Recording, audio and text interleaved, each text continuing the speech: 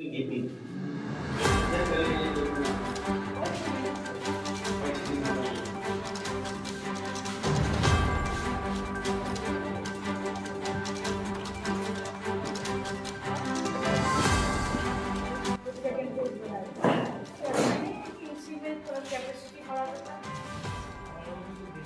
Second phase आएगा तो कुछ कोई दूसरा जगह में करना पड़ेगा। मतलब केवल और बिल्डिंग कैसी है? इधर के रहेंगे सेकंड फेज बनाएंगे इसी में थोड़ा कैपेसिटी बढ़ा देता। जब सेकंड फेज आएगा तो कुछ कोई दूसरा जगह में करना पड़ेगा। मतलब केवल और बिल्डिंग कैसी है? एक्सेल होगा जगह सफिशिएंट जगह है। जितना बिल्डिंग है ना एक्सेल होगा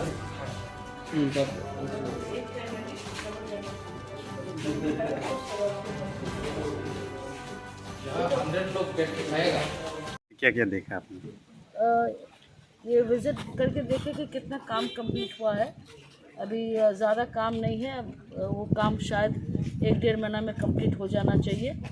ये हमारे इलाका के बच्चे लोग के लिए बहुत एक बड़ा स्टेप रहेगा। जो गरीब बच्चे लोग हैं उनका कम से कम एजुकेशन, हॉस्टल, ये सब जो हमारे एरिया की मांग है वो पूरा होगा। तो अभी जैसे ये कंप्लीट होता है देखते हैं। हम लोग सब हमारे एमएलए साहब यहीं के बहुत कोऑपरेशन कर रहे हैं, जितने ऑफिसर्स हैं बहुत कोऑपरेट कर रहे हैं। तो we are waiting for the school to get completed and all the best to this region MP for letting the school come to your area. कब तक इनॉग्रेशन हो जाएगा मैम? ये आपके लोग तो बोल रहे हैं कि ये 15 तक हो जाना चाहिए। So I am keeping my fingers cross कि 15 तक हो जाना चाहिए। ये आपके डिपार्टमेंट के आदमी लोग हैं जिसको काम कंप्लीट करना है।